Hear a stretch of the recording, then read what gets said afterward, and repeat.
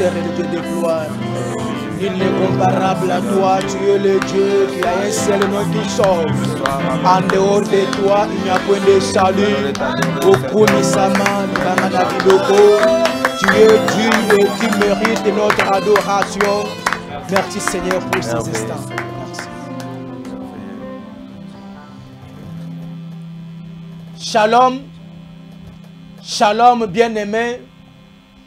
Bisika nyonso ozali kolanda biso ezali émission na bino oyo bosepelaka kolanda oyo bolingaka koyoka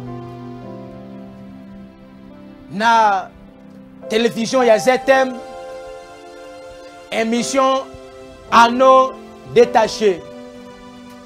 Émission Anneau détaché, bien-aimé, la voix est bel et bien de votre serviteur Béni Toumba.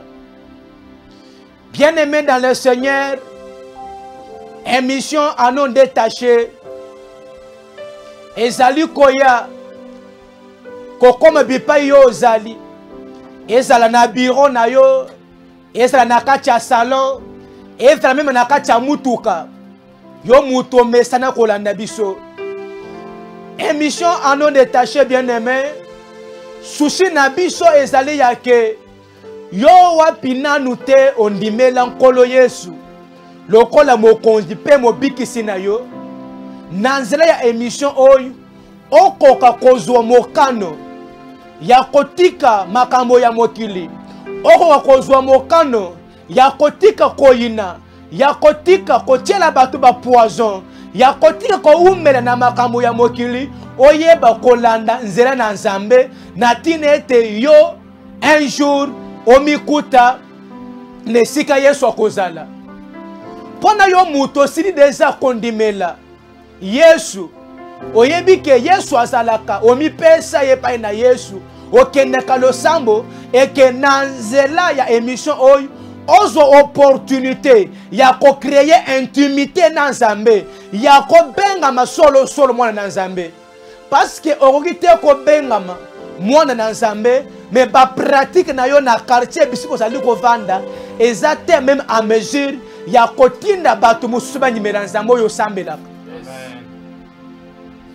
Parce que Yesu bisika nyonso abandaki kotambola batikala te kokuta ye un jour na kati ya buvette.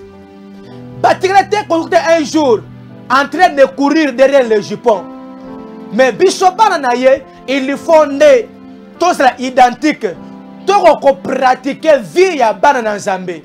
Une fois ko azali kondimela Nzambe, une fois ko azali ko église oyeba kotika makambo mabe, oyeba kotika makambo makasi na tinete vie na yo et se conformer na vie ya Kristo. Amen. Émission Anneau détaché. Bien-aimé dans le Seigneur, na mokili awa, nous faisons face à des royaumes. Les royaumes ya Satana, na royaume ya Yesu tope royaume ya Nzambe.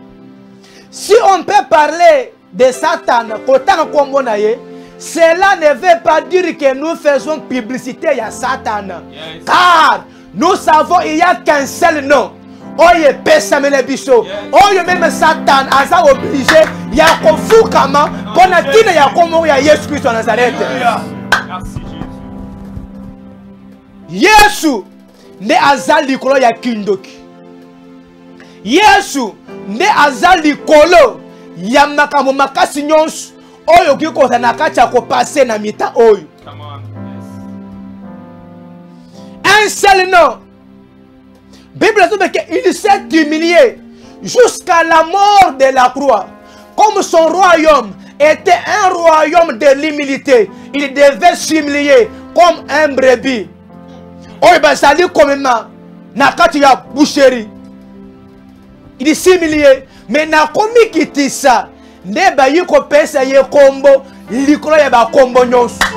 C'est que tango sali ko élever comme na Yesu na vie na yo stérilité et so fuka likolo ya kombo na Yesu. Tango sali ko élever comme na Yesu na vie na yo bien aimé attends piaka, il faut réfléchir du koso ya komo na Yesu. Bien aimé dans le Seigneur, Satana azali. Yesu azolobeke, j'ai vu Satan descendre comme un éclair. Na Pierre, na mukanda ya Pierre. Bible azolobeke, votre adversaire, votre ennemi le diable rôde tout autour de vous, cherchant qui dévorer. On ne peut pas combattre sans connaître l'adversaire. Yes. Et quand on prend des stratégies, l'adversaire, cela n'est pas dire que nous sommes en train d'élever l'adversaire. Non. Tozana kati ya ko dépouiller na tinete to convaincre ye to longa ye. Car la Bible nous dit que celui qui est en nous est plus fort que celui qui est dans ce monde. Or, celui qui est dans le monde, c'est le diable. Yes. C'est les missions à nous détacher. Sans plus tarder, tozo tanga. Mukanda Nanzambe na 1 Jean. 1 Jean, chapitre 3, le verset 8. Yoka. Celui qui pêche est du diable, car le diable pêche dès le commencement. Le Fils de Dieu a paru afin de détruire les œuvres du diable. Celui qui pêche est du diable. Bien aimé dans le Seigneur, une fois que Moutou azali kosumuka, automatiquement tu t'invites à la table de Satan. Une fois que tu pêches, automatiquement, ozali kolata identité ya Satan. Bible dit que Satan a péché dès le commencement. Ce que tangi Bible na jardin d'Éden. Or, tangu nzamba keli mutu, tangu nzamba keli mutu, mission na nzambe zate ke mutu amona pasi. C'est pour cela que Dieu avait trouvé même les jardins avant que Moutou azala. Tant que Moutou ayi, Nzambe akamatiye, atie na kata jardin. A côté déjà biloko wakolia, et zawana, jardin déjà équipé. C'est que Nzambe alinga kite Moutou amona pasi. Ce que Moutou azali comme on a passé, c'est que Moutou a envahi par les œuvres du diable, les œuvres des ténèbres. Oh, ils allaient en Nzambe. Le Fils de Dieu a paru afin de détruire les œuvres du diable. Mais verset dit que celui qui pêche est du diable. C'est que na mokili awa ndenge na uchiko yebisa yoke tozana de royaume. Royaume ya Nzambe na royaume ya Satan. Bango nyonso mibale bazaba être invisible. Bazaba divinité mibale oyo zali komona te, mais to zali komona ko identifier bango par rapport ya ba œuvre na bango. Ce qui totali mabele, ce qui totali moi sina zemi, to ali ko comprendre que oyo zali ba œuvre ya Nzambe. Ce qui peut to yi côté le côté mususu, to moni makambo zali ko simba te, to moni misala ya molili. Ah, to so comprendre que oyo ezali œuvre du diable. Car Dieu a tant aimé le monde qu'il leur a donné son Fils unique. Bien aimé dans le Seigneur. Bible dit que le Fils de Dieu a paru afin de détruire les œuvres du diable. C'est qu'en lisant ces passages, c'est comme si il n'y avait pas les œuvres du diable, le Fils de l'homme n'allait pas paraître. Oui. Si le Fils de l'homme, le Fils de Dieu a paru, il a paru avec objectif, il y a qu'à détruire les œuvres du diable. Bien aimé dans le Seigneur, celui qui pêche est du diable. Celui qui pêche est du diable, car le diable a péché dès le commencement. Bien aimé dans le Seigneur, ton semble là, pour notre destination n'a finale est la kitoko, est la meilleure. Mais ceux qui yo nanu te o comprendre que après vie to sali ko bika o ko kufa tile ko yembe que après la mort vie mosusu e kozala dans l'au-delà vie on ngale to ko bika au-delà c'est que même ba am na biso rendront compte et rendre compte pas dans Nzambe soki okufi lelo tikala koyeba ke misala na yo oyo salaki na mokili awa yango ndeko compagnie yo parce que un jour Yesu ayebise Petelo ke oyo atiki ndako na ye atiki bana atiki basi ayiye pa na ngai na mokili awa premièrement akobika le centuple et après le centuple mutu akobika la vie éternelle. C'est que la vie éternelle c'est ce que nous sommes en train de chercher ici-bas. Il y a qu'après vie, tu as lu kobika oy, vie mosusu et zoyak. Mais vie ou on a pas comme makuna. Une fois que au kofi, moli monayo et kokende, na kokenda moli monayo, tout sera défini ici-bas. Il y a que moli monayo et kokende, soit et pas dans Zambé, soit kokende et pas dans Satan. Bien aimé dans le Seigneur, soit que mutu a kofi de l'eau, attends to kosala ba messe de requiem. Attends tokoya na bachève de fleurs, tokomi que ton âme repose en paix. Bien-aimé dans le Seigneur, ce qui moutou, âme naye, est destiné vers le Seigneur. Tout ce qu'on peut faire, na cercueil ya moutou, et qu'on change et le komoko te. Yoko koma, que ton âme repose en paix. Zokande, côté âme ya moutou ekei, ekei na kati ya minyoko, ekei konyokwama. Talatina wapi, émission en non détaché et hiver na tinete, oko kozwa mokano, ya kotika makamu mabe, na tinete un jour, okota na kati ya couloir na Yesu. Amen. Bisika ya kozala, yope ozala. Celui qui pêche est du diable. Bien aimé, le péché au départ n'est pas péché. Le péché au départ est la tentation. Surtout dans Mukanda ya Matthieu chapitre 4. Bible dit que Yesu après kokila bilay pendant 40 jours, il fut emmené dans le désert par le diable pour y être tenté.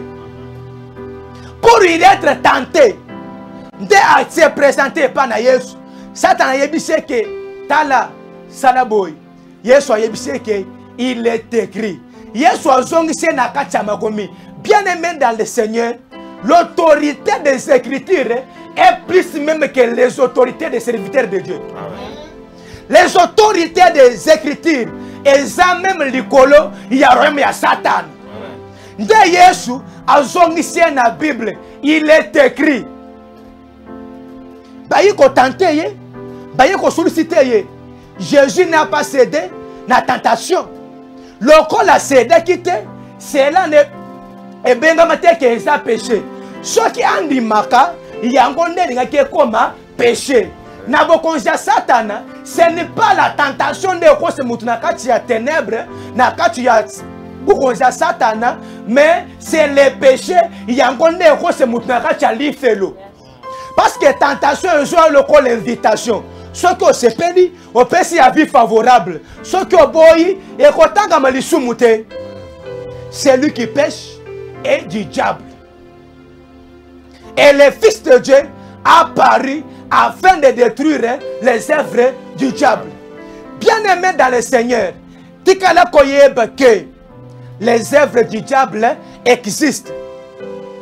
Et les œuvres du diable sont manifestes. Sont manifestes. Okoki kozala, ozana mobali, bovandi na ye bosali fiançailles pendant 6 mois, pendant 6 ans, ovandi o patienté, bobandi ko somba na biloko ya libala. Et on un certain moment boy, omoni mobali, likambo salite, mobali atiki yo, akei ko linga camarade na yo abali ye. Mais yo moto patienté pendant 6 ans, mobali abali yo te or que bobaneki ba démarche na ye. Que tout ça est manipulé par les œuvres du diable. C'est le diable qui n'a pas voulu que yo okote nandako alibala. Or, Bible dit que j'aime que les jeunes se marient, qu'ils deviennent des responsables et qu'ils dirigent leur maison. Ceux qui ont monnaie pas inayo. Age comme kokende, liba les gens yakate, mais pas besoin de décevoir yo, joie conscience, ce qui savent que qui est envahi par les œuvres du diable. C'est les œuvres là que le Fils de Dieu a apparu pour détruire. Yo je traîne na kijiba, Batu basola yo na CCC. Oso ya mbatu na ndaku na yo. Oya mbatu na bureau na yo ke bureau ya musala. Oya mi ba collègue na yo ya musala. Zo kande tango bango bazo mona yo, kande zo bota manakati na bango. Bango bazali kolola yo, bazo linga même batelo ba poison. Mais esprit wana oyo zo tinda bango bayina yo. Eza esprit ya Satana, eza œuvre ya Satana. Bien-aimé dans le Seigneur, Bible le baquet. Judas Iscariote, qui était l'un des 12 apôtres, un jour, Yesu ramati qu'est-ce à pécher. Or, ce que tu as dans la Bible, Bible le baquet, là où est ton trésor, c'est là où sera ton cœur. C'est que tant que Nzambe a joué qu'est-ce à pécher Judas Iscariote, c'est que mon thème ya Yesu, et c'est là qu'il n'y a pas ya Judas Iscariote. C'est que Jésus avait confiance en Judas Iscariote. Mais la Bible dit que Satan entra en Judas. Tant que Satan a eu à continuer à kati Judas, ne a eu maintenant pour imposer misala na kati ya Judas, ne Judas Iscariote a joué ce qu'on pour ça, ya koteka Yesu. O yetindi Judas ateka Yesu ezanini eza misala ya Satan. Tango Satan a continué à kati na ye. Directement Judas azolongwa.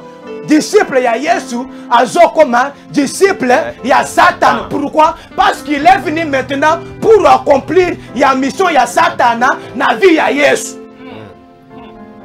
Comme Dieu tout-puissant a ses serviteurs, le diable aussi a sa na bato azali ko enrôler na service na ye. Bato ne sikonde bazali ko yaka pour imposer misala na bango. Le Fils de Dieu apparu afin de détruire les œuvres du diable. Bien-aimé dans le Seigneur, n'a pas quoi lelo, n'a pas na côté de Seigneur que misala ya Satan ezalaka. Mais bien que misala ya Satan ezali, mais na melio mutu moko. Oh misala ya Satan etosaka. Mutu wana azali Yesu ya Nazareti. Payez confiance. Payez confiance. Il faut quand tu n'as vu na yo, comprendre d'abord que on a envahi par les œuvres du diable. Il y a un projet na yo nyos, ezo tambolate.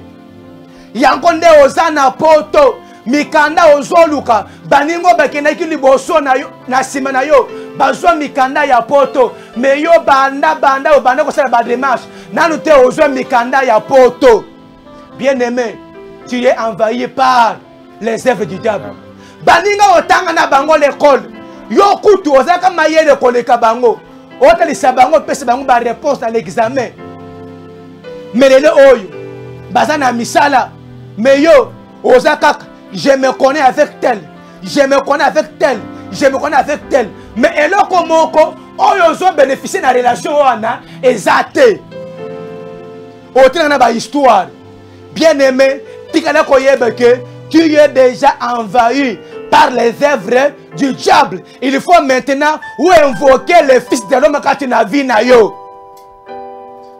Même ça, même Yesu. Et pas ba Marie na ba Marthe. Yesu azoya et pas ba Marie na Marthe na Lazare. Azoya fufu. Azo melamai. Azo vanda azo pema. Mais pendant que bazana Yesu, batikela te ko profiter na relation na bango na Yesu. Bango batikala babala te. Mais oya pesa ba tumabala azali ko yepa na bango, azo lala, azo lia, azo pema yepa na bango, mais bango batikela te ko bénéficier na relation na bango na Yesu. Bien-aimé, et oui ko sala, ozo en église, ozo sambela, ozana comme na Yesu na munoko, mais comme na Yesu wana jusque là, nanu te obandi ko profiter na yango. Yayo makam mutu akosoka azate. Yayo likambo soki eyi mutu yakosunga yo azate bien-aimé. Okota boy, oloba boy, oluka luka kote nyonso ezaka kale. Ba porte nyonso zo beta, bazo fungolela to. Mais na pokwa lelo na yeko yebisa yo ke à partir ya émission oyo ko banda lelo biku ke nyonso de ki yakokanga liboso na yo na komona Yesu efongwama. Ba porte nyonso oyo beta ba fongole yo te. Ko banda pokwa lelo, porte nyonso ko banda ko beta ba fongolela yo. Ce qu'on dit amen ici ko sawana et le quoi ne salemela yo. Le fils de Dieu apparu afin de détruire les œuvres du diable. Bien-aimé, et ça est mission en non détaché. Pourquoi un nom doit être détaché? Et c'est n'est pas détaché à nous. Natinete à côté de la gloire. Nakata Jérusalem. Nakata Jérusalem. Or, yesu asolobeke nakeyi kotongle bino. Jérusalem yasika. Nde bisika yo punda. Osili kolanda ngai. Esengeli. Okende kokota na Yesu. Na pourquoi lelo? Esika miratano ezalaki. Makambo ezo tambola te. Misala ezo tambola te. Na memeli yo Yesu. Na memeli yo Yesu. Yesu wana akoka kokita. Yesu wana apparaître na vie na yo. Pona nini misala ya Satana yango ndeko mikorenye kati na vie na yo. Omonye pa mutu mususu. Azana ye normal. Mais dans un laps de temps, au moins mutu vimba. Azo de cacher ba odeur corporelle. Ba imposer ba obésité. Œuvre ya Satan, œuvre ya ténèbres, imposer obésité. Na tinete muto sa à l'aise te. Or, Yesu souci na ye, eza ya ke yo nanga to sa à l'aise. Yango ndaka matiki Adamu, akaye kocha na kata jardin. À gérer jardin. À parcourir jardin. Pour ça le mouvement Yosuana, et c'est là qui est libre. C'est pour cela, et c'est là qui va kata singa. Oye banele ko kanga ko bloquer moi na punda na tinete akende kokota abika kimia abika bepe ya sika na vie na ye. Le fils de Dieu apparu afin de détruire les œuvres du diable. Na yebite na kacha musa na yo. Rien ne marche actuellement là, rien ne marche. Rien ne marche. C'est partout. Bazo tchelo bako kanjam. C'est partout. Même l'ibala na yo actuellement. Banda kaka. Oyama pemoko ba yina ndako. Jokande ba yakaki. Ko imposer ba œuvre du diable. Mais gloire soit rendue à l'Éternel Dieu. Parce que azo yebise ba yekuli na yeke. Tango bokolinga ko sambela boloba ke notre Père qui est dans le ciel. Ce qui Satan a dit qu'on relève batu. Basa la bana na ye. Mais biso tozana likabu. Donc oyo Yesu a pesa biso. Oyo Yesu a tikele biso. C'est le Saint-Esprit qui est en nous. Saint-Esprit kati na biso yene azo sale biso bana na Nzambe. Le Saint-Esprit est réservé pour les biso bana na Nzambe. Tant que tu dis qu'on dit mais la Yesu Yesu azo kamatimuni monaye achina kati na biso. Que ton règne vienne. Que ton règne vienne. C'est que ici que Satan abandonne qui règne kati na vie na yo. Il faut na pourquoi à partir de l'émission oyo règne na Nzambe et qui ta kati na vie na yo.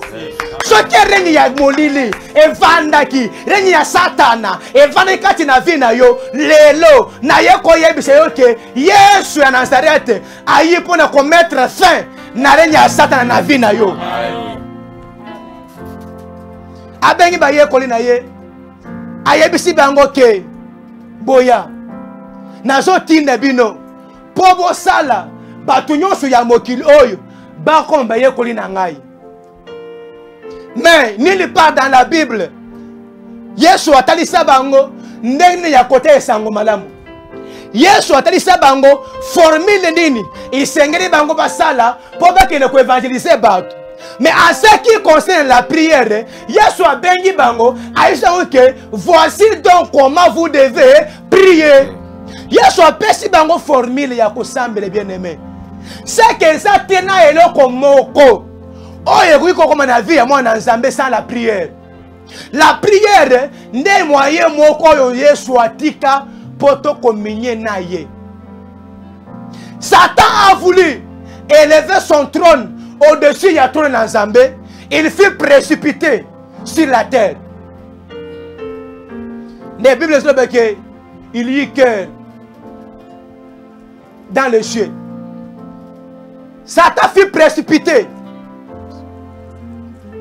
Satan fut précipité sur la terre, bien-aimé. Aïna mokili. Pendant qu'on imposer sikoyo. Ba volonté na ina vie ya bato. Ya ke yo zo bika. Yo zo tambola. Ozo kende musala. Banda musala promotion ezate.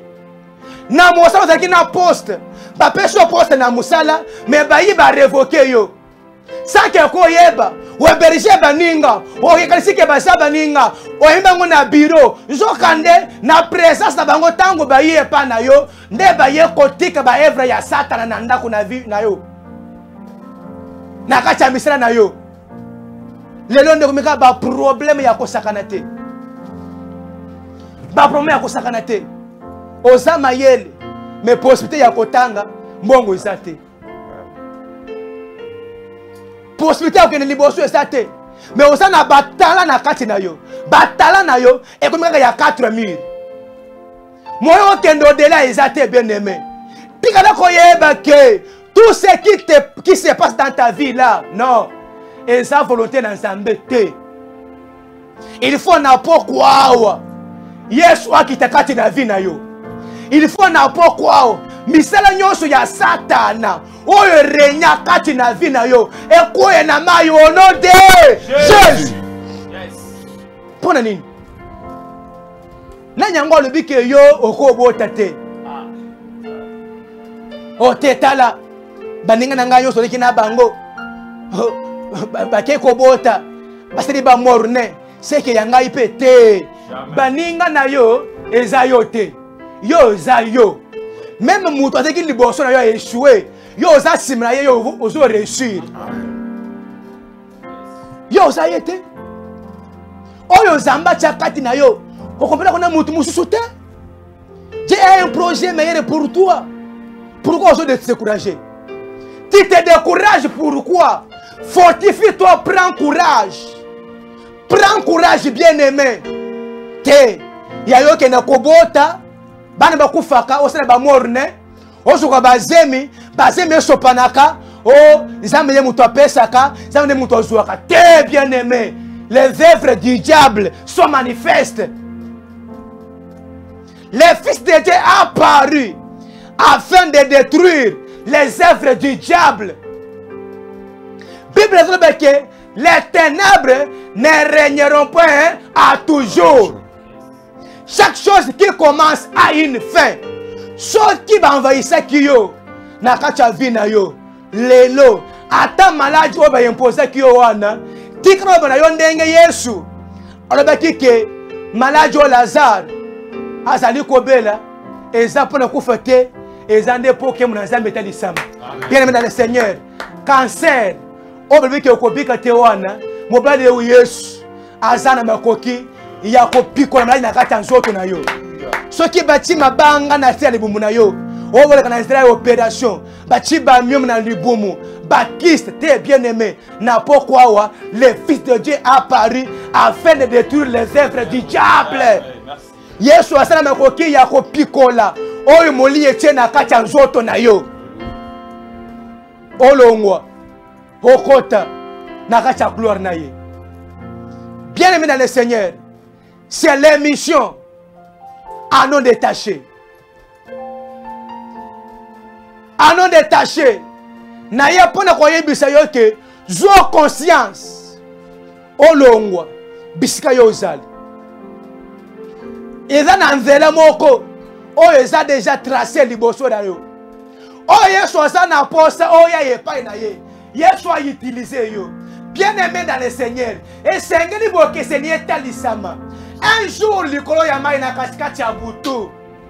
Yesu a kiteli ba ye kolina ye. Likolo ya mai Yesu azo tambola. Petelo atale na ba ye koli. Oyo nan. Oyo fantôme. Yesu bi kete. Eza fantôme te eza ngai. Oh, petelo sur courage. Alors dit que Seigneur, si c'est toi, ordonne que ngai pe na table du grand namai. Bien aimé dans le Seigneur, Ce qui est sur le solo, il faut peine à quand il y a vie na yo, à passer ordre, au temps de l'austérité au temps de la vie. Si c'est toi, Seigneur, ordonne que je marche aussi sur les eaux. Bien aimé, sois courage. Yem c'est ce que papa, n'andimeli yo papa, nazo sambe na yo, nasana comme na yo na mloko na ngai, mais vie na ngai, et le moté so tambon. Ce que ça yo yes, oh n'andimela. Loba li loba ordonne pesa mitindo na mpiako ekangi ngai pe na simba mongo tikete na pokwao eloko nyonso oyo zanga kati na vi na yo oyo luka tango molayi na pokwao Yesu apesa yo yango bisika bachaki bandelo ke yo kokoma te na pokwao mobali Yesu. Comment na Yesu bien-aimé, tombe la na vie na yo. Tango Yesu azo tombe na vie na yo bien-aimé. Ne tango kindo ke so fuka. Tango Yesu azo tombe makati na vie na yo bien-aimé. Tika ba distraction ya kokende. Kokota banda kwa banganga bien-aimé. Tika kokota banda kwa banganga. Kwa ngamba ndona na sima bien-aimé. Yesu pese la confiance. Ezatena eloko moko oyo koleka Yesu na nguya. Ata bulubi ke yo zo kufa lelo. Soki Yesu atelemi, Yesu zo pesa yo bomo. D'ailleurs, Lazare bakunda ye. De cela 4 jours et c'est le cas. Azopola. Tangu Yesu atelemi, liboso ya lita Lazare. Yesu pesa mitindo. Lazare. Oyo ki ya kokufa, Lazare azui bomo. C'est qu'il faut qu'on soit dit mais Yesu bomo ezoko takati na vie na yo. Tikete na poko lelo, bomo ya Yesu eko takati ya misana yo. Tikete na poko lelo, bomo ya Yesu eko takati ya libala na yo. Tikete na poko lelo, bomo ya Yesu eko takati ba projet yo bien-aimé. Bazu Yesu, baba ke na ekulusu. Tango baba Yesu na ekulusu. Bible dit que na tango Yesu azo kata motema. Monene ekotaki mokili mobimba. Elamba ya tempelo ekamona ki ande ye pasuki bisinga oyo ba souverain sacrificateur baba ni kokota etikana polele ba tu bandi ko accéder ba zo mona c'est que liwa ya Yesu ememeli biso oyo mokili e bandi ko pimela biso liwa ya Yesu wana aleki ba prophète Yesu wana aleki banganga. Yesu wana aleki bato balinga te yo bonga. Yesu wana ndema melio. Zo komo na Yesu ezala lokola bouclier na yo. Zo komo na Yesu ezala lokola oreiller na yo. Zo komo na Yesu bien-aimé ezala lokola kisi na yo na maladi. Zo komo na Yesu bien-aimé ezala lokola protection na yo. Kata singa o ezana lokoto wana. Longola bracelet ezana loboko. Bwaka mayo ba pesa yo tena sa yambetu wana. Bwaka kanzungu wana sa yambetu na yo wana. Na sa yambetu na wana. Etana kanzungu ngo ya koja. O ba pesa na koko. Bwaka yango. Tomle komo na Yesu. Élevez le nom de Jésus. C'est le seul nom qui sauve. C'est le seul nom qui donne la vie. Il est la lumière du monde. Comme il y a les œuvres du ténèbre, comme il y a les œuvres du diable, il y a aussi les œuvres de Dieu. Quand tu élèves le nom de Jésus directement, aux comme bénéficiaire, il y a des œuvres dans Zambé. Il y a un gonde Daoud je ne mourrai pas. Et j'ai rencontré les œuvres de l'Éternel. La bonne vie, c'est les œuvres de Dieu. L'argent, c'est les œuvres de Dieu. Kobota, et les œuvres d'Yanzambé. Pour voyager, et les œuvres d'Yanzambé. Pour se mapang, et les œuvres d'Yanzambé. Dikete à partir de Yapokwao. Œuvre nyosu ya molili. Œuvre nyosu ya Satan. Oye kote kati na vie na yo Yesu Nzambe asala kati na vie na yo. Alléluia. Alléluia. Alléluia.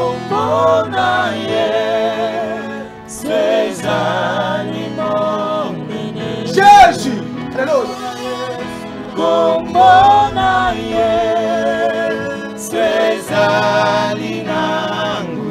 Bien-aimé, de la concentrer, Bisrayosa. Comment la Yesu est toi, la vie, bien-aimé. Alléluia. Ata que malade na yo esa kona kufa. Na so ya biselo ke na pokwa. Como na Yesu so pesa yo bibo.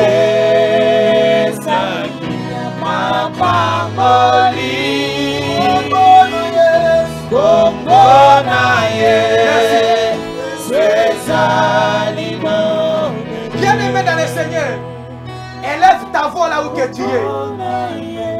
J'aimerais acheter que autant le comment Yesu kati na vie na yo. Bisika maladie est télémaki. Bisika blocage est télémaki. Bisika mpiak est télémaki. Bisika stérilité est télémaki. Bisika célibat est télémaki bien-aimé. Tombe le moment na yo. Tombe le moment na Yesu. Tombe la Yesu.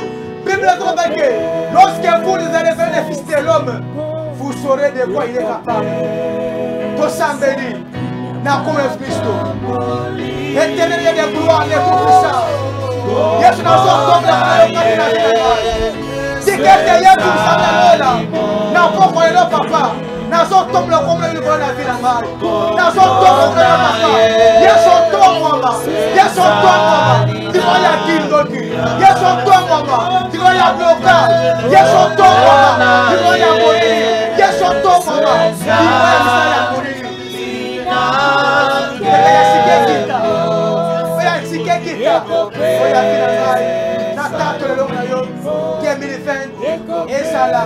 Année à Elonga, 2020 est année à victoire, 2020 est année à promotion, 2020 est année à régner, 2020 est année à protection, 2020 est année à combattre, 2020 est année à voyager, 2020 est année à misala, 2020 est année à guérison, 2020 est année à progression, 2020 est année à victoire et c'est là où on puissant de Jésus le Christ.